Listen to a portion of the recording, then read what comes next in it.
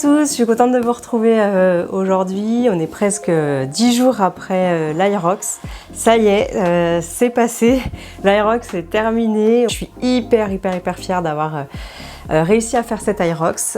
Du coup, on a fait l'Aerox du Grand Palais à Paris, donc qui s'est tenu du 18 au 20 avril de cette année, donc 2025. Nous, on passait dès le premier jour, en fait, le vendredi, en fin de journée à 17h40. Et on a vraiment eu la chance de pouvoir apprécier le Grand Palais transformé en événement sportif. Alors ça, je dois dire que c'était assez impressionnant aussi de voir le Grand Palais utilisé à une autre fin que celui de la culture. Mais c'est très impressionnant et c'est vrai que ça a été hyper bien organisé. Donc l'idée de cette vidéo, c'est juste de faire un petit retour sur l'Aerox et puis aussi de voir si c'est compatible avec une vie de maman, parce que c'est vrai que on a tendance à dire que l'Aerox c'est une sacrée épreuve, hein, ça c'est indéniable. Je pense qu'avec un bon entraînement, ça reste quand même quelque chose qui est accessible si on s'entraîne et si on a quand même un minimum, une petite condition sportive. C'est tout à fait faisable. Pourquoi j'ai fait un Aerox ? Tout est parti en fait d'une discussion avec une très bonne amie à moi qui elle est plutôt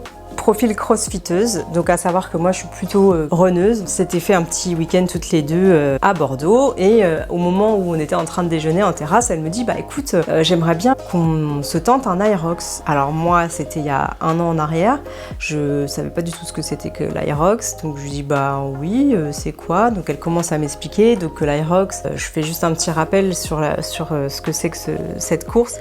Donc l'Aerox, c'est une course en fait où vous avez 8 km à cumuler. Et c'est 1 km de course, une station de crossfit. 1 km de course, une station de crossfit. Et au niveau des stations de crossfit, vous avez en gros 1000 mètres de ski arc pour commencer, 50 mètres de sled push, 50 mètres de sled pull, 80 mètres de burpees broad jump, 1000 mètres de rameur. Ensuite, vous enchaînez avec 200 mètres de farmer carry. Donc vous savez, c'est les poids que vous tenez à bout de bras, 100 mètres de fente. Et vous terminez avec 100 wall ball. Donc après, les poids diffèrent en fonction des catégories. C'est des poids qui sont différents en fonction si vous êtes femme, homme, pro. Je mettrai le lien vers l'Aerox si vous voulez en savoir plus. Et donc entre chaque station, vous avez 1000 mètres de course, donc 1 km de course. C'est une épreuve assez longue finalement. Alors il y en a qui arrivent à la faire en moins d'une heure. Et puis nous, je sais que sur le double woman, on avait des personnes qui ont fait jusqu'à 2h20. Donc il n'y a pas de temps limité en fait sur cette épreuve. Donc du coup, ça met un peu moins la pression. Après, évidemment, vous avez envie de la terminer vite. Et puis effectivement, l'idée c'est aussi de pouvoir se challenger un peu.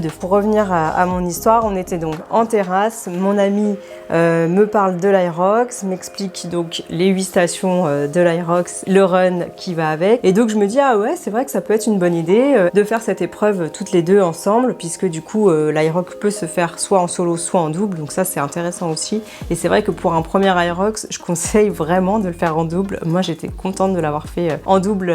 C'est quand même assez cardio comme épreuve. Voilà, donc je lui dis oui, pourquoi pas, à voir, parce que tu sais, moi je veux faire le marathon de Paris, donc du coup c'est plutôt ça mon objectif avant l'Aerox. Et donc cette fameuse date arrive pour l'Aerox de Paris, donc au Grand Palais, où il commence à faire une promo assez énorme sur les réseaux sociaux, etc. Et là, mon ami m'appelle et me dit Paris. Donc Paris, t'as pas d'excuses. Et donc je dis oui, en effet, j'ai pas d'excuses, j'ai quelques mois pour m'entraîner. Ok, vas-y, on y va et tout. Vient les jours où on s'inscrit, donc à savoir que quand vous vous inscrivez, il faut vraiment y aller le jour J de l'inscription, parce que c'est vrai que il y a une liste d'attente dès que le site ouvre ses portes pour l'inscription. On arrive finalement à s'inscrire. Et donc c'est à savoir qu'un Aerox, il me semble que c'est quand même un petit budget, hein, donc je crois qu'on a payé 160 € à deux en double. Quand tu vois les installations qui sont faites sur place, la super organisation, vraiment ça vaut son prix, et tu te rends compte vraiment du niveau de l'événement en fait. C'est vrai que c'est assez impressionnant. On s'inscrit. Et alors là, je me retrouve un peu perdue parce que, ok, sur la course, je suis à l'aise, mais il va falloir que je m'entraîne sur les stations Aerox. Du coup, je reprends un peu la base de base, sachant que je faisais déjà un peu de musculation en salle, etc. Et j'ai fini par m'inscrire en fait à Fitness Park. Ils proposent des cours de Burning Park, donc ça te permet en fait de faire des cours assez à haute intensité où tu enchaînes du cardio, du renforcement musculaire et donc tu as quand même un peu les stations Aerox, donc notamment le ski erg, les tapis donc pour t'entraîner à la course. Je sais que ça m'a énormément aidé au niveau de mon cardio et renforcement musculaire à pouvoir me préparer pour l'Aerox sur ce rythme aussi de courir, parce qu'il y a du run dans le Burning Park, de courir avec des jambes lourdes, parce que ça c'est vrai que quand on est runner, on n'a pas du tout l'habitude en fait de travailler avec des jambes qui ont été fatiguées par des exercices de crossfit. C'est vraiment quelque chose qu'il faut travailler quand on est runner. Je pense que les crossfitters vont plutôt avoir tendance à travailler le running. Les runners, on va plutôt avoir tendance à travailler le fait de courir avec des jambes qui sont fatiguées en fait par des charges lourdes. Et ça, c'est quelque chose dont j'avais pas l'habitude. Donc j'ai aussi travaillé un peu ce qu'on appelle le run compromis. Donc à savoir enchaîner du run, des exercices de crossfit, du run, des exercices de crossfit. En plus, c'est vrai que j'ai eu pas mal de galères dans ma préparation de l'Aerox, notamment mon dos que j'ai bloqué, mon doigt que je me suis ouvert et qui m'a quand même pas mal bloqué. Je suis tombée malade juste 2 jours avant l'Aerox, donc je pense vraiment que ça c'était aussi le corps qui parlait, qui stressait un peu. J'ai réussi un peu tant bien que mal à m'entraîner, mais clairement, je pense que j'ai pas pu avoir la préparation que j'aurais souhaité. Et puis de toute façon, dans une course, tu te challenges, donc t'es jamais vraiment assez entraîné par rapport à ce que tu veux donner. Après, nous, notre objectif, on avait vraiment à cœur de finir, ça c'était évident pour nous. Je savais que j'allais fonctionner au mental parce que j'étais pas assez entraînée. Puis on avait quand même un petit objectif de temps. On s'était dit on essaye de le boucler en 1h20, 1h20, 1h30. Donc ça c'était un peu ce qu'on avait en tête. Et en fait, au final, on a pas mal assuré au niveau de la course. Un peu moins bonne sur les stations CrossFit. On a réussi à faire 1h19. Donc du coup, hyper contente. Et c'est vrai que je me rappellerai toujours au moment où on est arrivé à la ligne d'arrivée. En fait, tu arrives sur le tremplin de l'arrivée. Mon ami qui me dit « Oh, regarde notre temps, 1h19 !» Et là, je me rappellerai toujours, on s'est serré dans les bras, on transpirait, on était trempés, épuisés à la fin de cette épreuve. On s'est serré dans les bras, on s'est tapé dans les mains et vraiment c'était le petit instant de bonheur, de fierté en fait, de se dire waouh, on a réussi à aller en dessous de notre objectif, à savoir 1h19, mais vraiment on était trop contente. Donc vraiment hyper fière de nous. Bravo encore ma binôme, elle m'a bien poussée pendant la course. J'avais les jambes lourdes après chaque station, c'était impressionnant. Et elle m'a dit du coup que moi je l'avais vachement poussée sur la course, puisque c'est vrai que au niveau des temps, on a couru au kilomètre, notre meilleur temps c'était 4,49 et le temps maximum je crois que c'était 5,28, mais sinon en moyenne on devait être à 5 minutes au kilomètre à peu près, donc ce qui est pas mal, on était bien classé sur la course. Au classement général de notre épreuve, donc en double woman, on est arrivé 117e sur 328 femmes. C'est vrai qu'on est passé en fin de journée. En fait, stressé toute la journée et heureusement on s'était dit bon on se rejoint ensemble, on va aller se balader à Paris, profiter, en plus il faisait beau ce jour-là. Donc ça nous a vraiment détendu, mais je me rappelle le matin, toutes les deux, on s'est retrouvées dans un restaurant de pâtes, puisque du coup c'est vrai qu'on s'était dit on va manger un peu de féculents pour avoir des forces pour l'épreuve.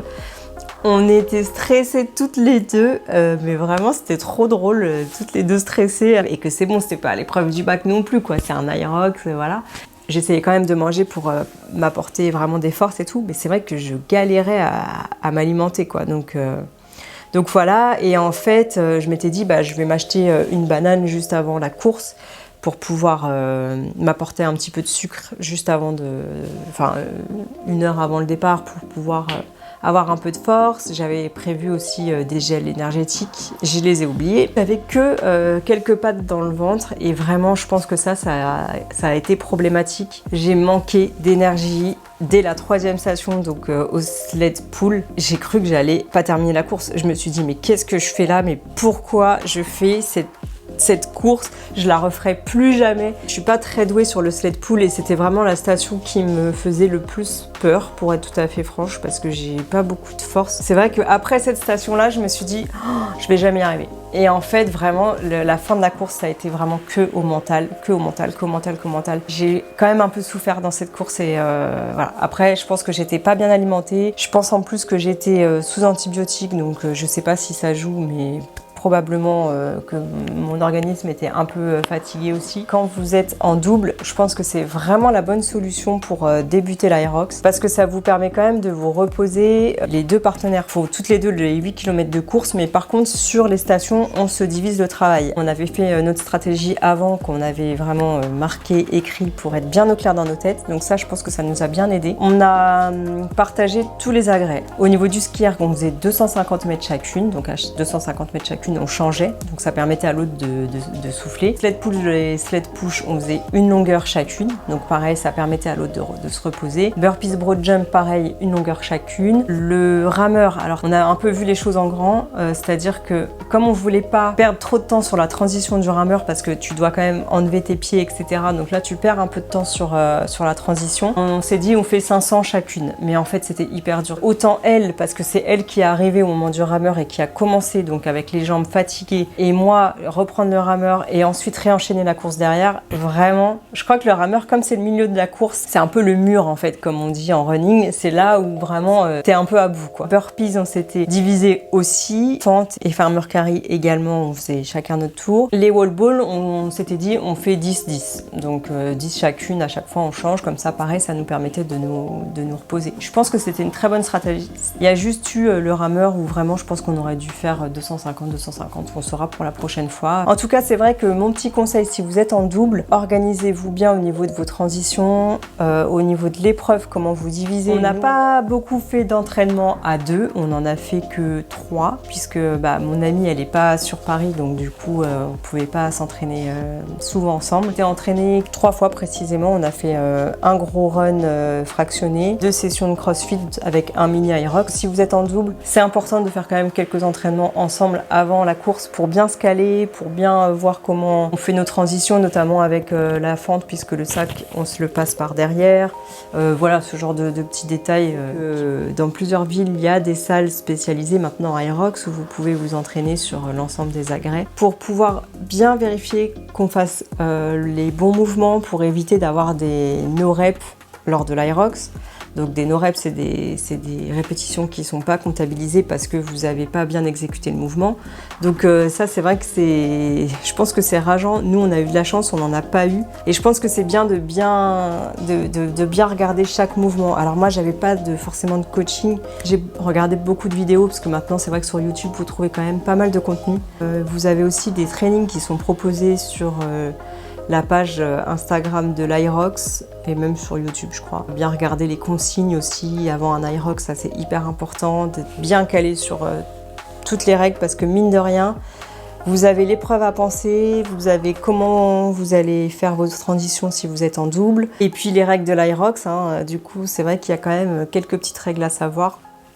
Donc voilà, le petit retour sur notre Aerox. J'espère que ça vous aura donné envie de faire vous aussi une épreuve Aerox parce que vraiment, ça en vaut le détour. Nous, on a vraiment aimé et c'est vraiment un exercice mental de détermination. Donc n'ayez pas peur, allez-y. Par contre, voilà, prenez le temps de vous entraîner parce que sinon vous allez quand même un peu morfler sur la course. Mais il faut se dire que c'est aussi du plaisir et vraiment c'est pas incompatible avec une vie de maman, ça c'est hyper important. Les mamans aussi, on peut faire des Aerox, mais après on est tellement fiers de nous et puis nos enfants sont aussi fiers de nous. Ça vaut doublement le coup de le faire, mais soyez juste bien réactifs quand vous allez vous inscrire parce que c'est là où les places sont très rapidement prises. Prochain objectif, l'Aerox de Paris. Donc ça y est, je me suis mis en tête en tout cas que j'irai. Je ne sais pas encore si je vais le faire à nouveau, si on le refera en double avec en double woman, si je le ferai en double mixte ou si je le ferai solo, ça je suis pas encore décidée. J'espère que cette vidéo vous aura plu. En tout cas, moi j'étais contente de faire mon retour. C'est vrai que j'ai mis un peu de temps à le faire parce que j'ai dû aussi digérer cette épreuve. Clairement, la digérer. Et puis j'avais mes enfants la semaine dernière puisque c'était les vacances scolaires. N'hésitez pas si vous avez des questions, si vous avez fait aussi cette épreuve et si vous avez envie de me dire votre ressenti, comment vous l'avez vécu, je serais hyper contente de vous lire. N'hésitez pas à vous abonner. Je vous dis à très bientôt pour d'autres vidéos. Ciao, ciao!